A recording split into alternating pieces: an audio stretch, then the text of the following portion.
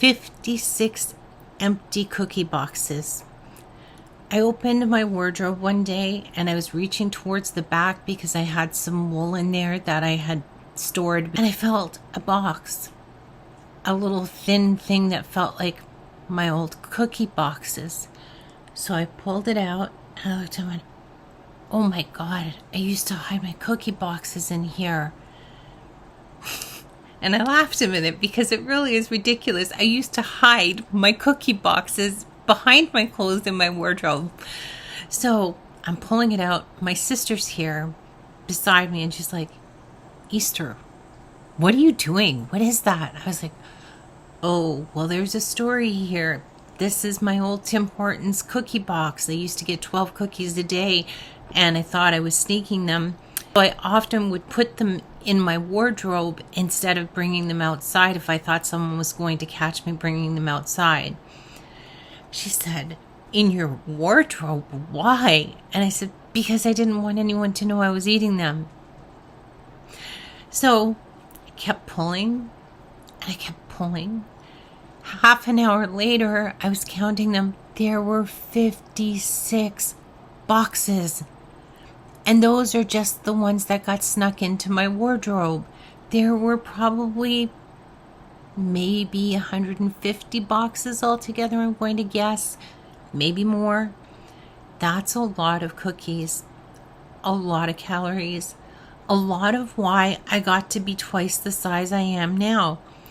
But the funniest thing is, I thought I was being sneaky by putting them in my wardrobe and that nobody would know. But hello, I was 350 pounds. It's not like people looked at me and said, oh, she doesn't eat, the poor thing. It's not like they looked at me and said, I wonder if she's having food we don't know about. I couldn't hide that I was sneak eating when I was twice the size I am now because, hello Sherlock, it doesn't take very much to figure it out. When I had those boxes, I could still smell the cookies and I was like, no. For a minute the sweetness smelled good, but then I remembered the kind of chemical-y taste that came with it. I was like, oh no, I don't want those. I have no craving. They're so sugar filled. I just don't crave sugar like I used to. And touching the boxes again and remembering how I used to sneak my hand in as if nobody would notice when I was all by myself because the only person that wasn't supposed to notice was me.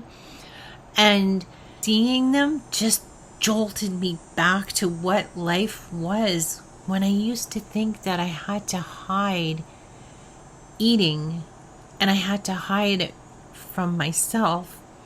And I used to make excuses all the time, and how sad it was that I really couldn't even acknowledge to myself I had this problem for a long time. So I took the boxes out, I laid them on my bed, and I looked at them, and I had this moment, and it was like I remembered being where I was searching for something to just make life feel a little bit better, that told me just a bit of this will make you feel better, that said go get this or order this. And I had a moment and I was like, thank goodness I'm not there anymore. Thank God that my life has taken such a turn. And the turn wasn't about just stopping what I was eating. The turn was not sneaking anymore.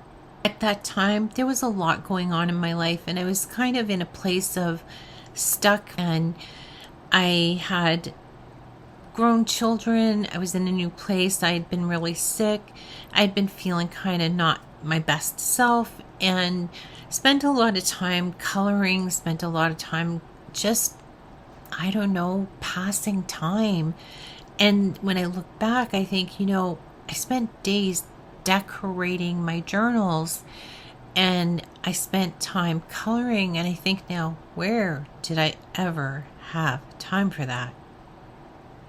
I journal standing up as I'm doing the dishes. I journal as I walk. I journal as I'm doing things, as I dictate into my phone now, because where did I find the time to journal what I journal? It's beyond me, to be honest with you. And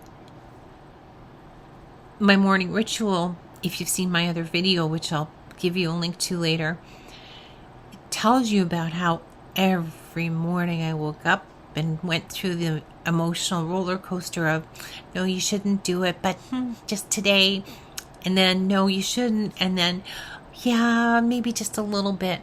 And my pillow stack is pretty high, so I used to just hide the box behind my pillows, thinking nobody would notice.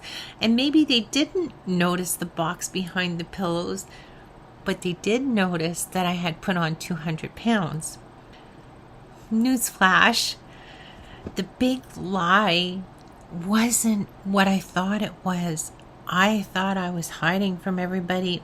I thought I had this secret down pat. I thought that nobody knew just how much I was overindulging.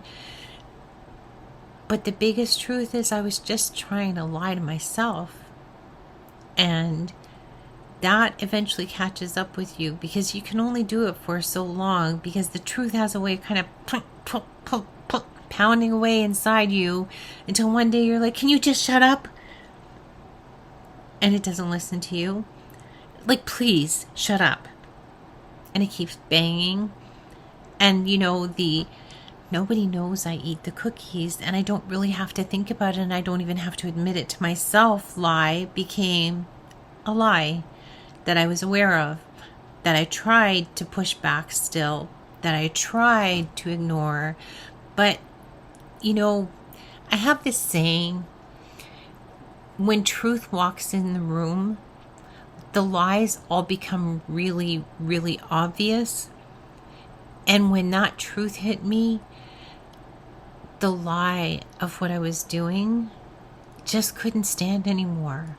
So I either had to keep choosing to do something that I know wasn't good for me, or to choose differently. And it took a shakeup before I did that. I didn't decide it because of the cookies. I decided it, as you know, because of my granddaughters and wanting to have a life where I could live to see them. And God bless them. And my hiding it from others, well, that was just a joke, because I just kept putting more and more weight on. That was actually quite upsetting to me, because when you go from a 1x to a 3x to a 4x, and you're at the 4x, and what comes after 4x, it's hard to find. 3x you can find, 4x is hard to find. So what comes next? I never saw a 5x. And that had impact on me, because I didn't want to be a 4x. I didn't want to be a 3x. But if I was heading to a 5x, it meant I couldn't even buy clothes anymore.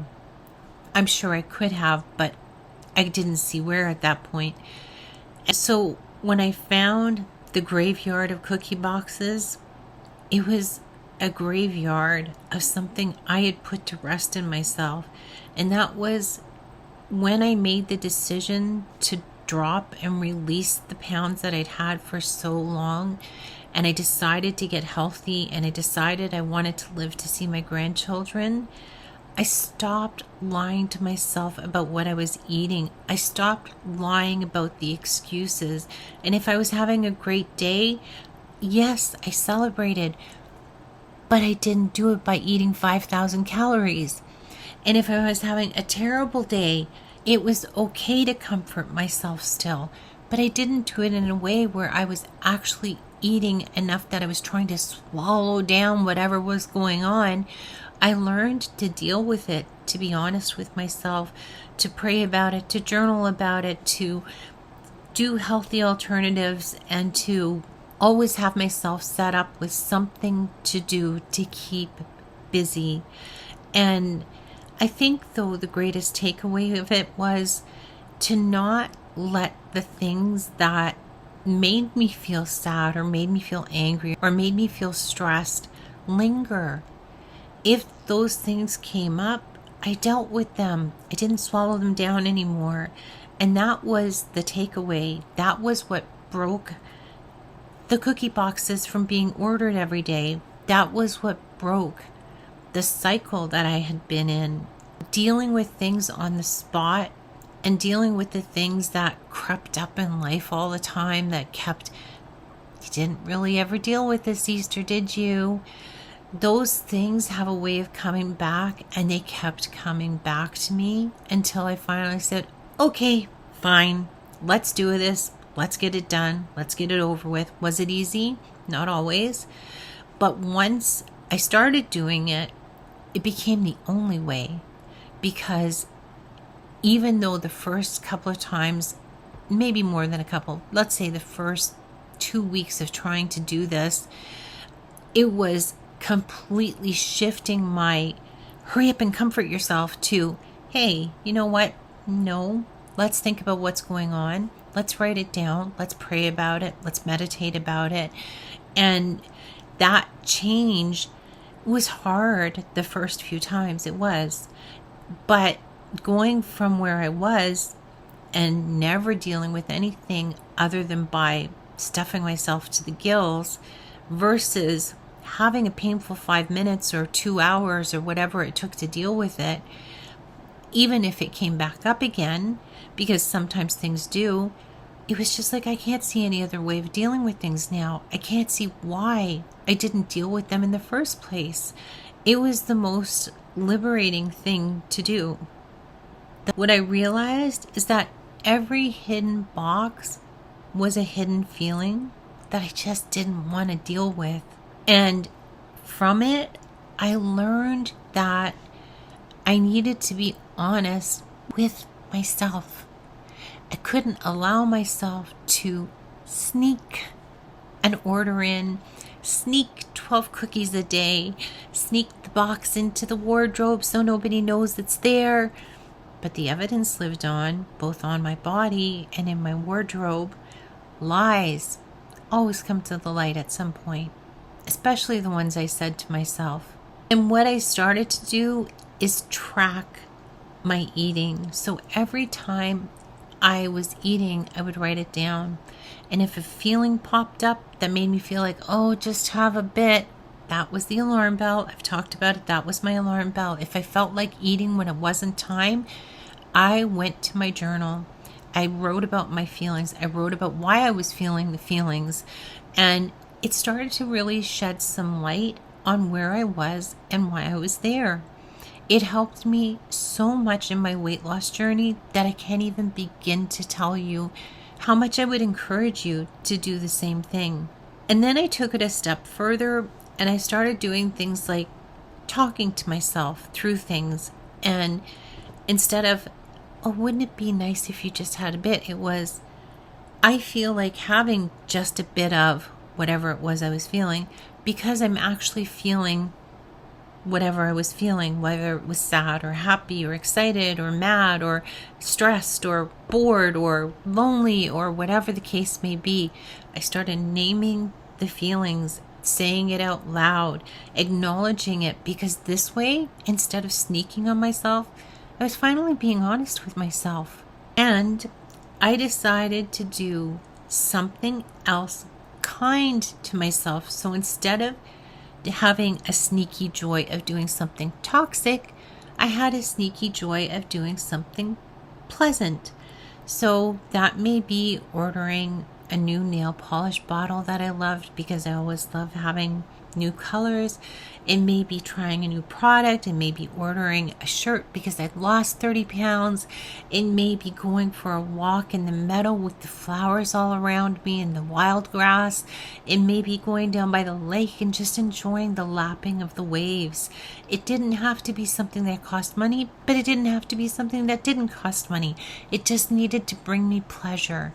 I learned to reward myself in ways that were healthy, that were uplifting, that were not going to make me feel guilty later, that I didn't need to be ashamed of if somebody else knew.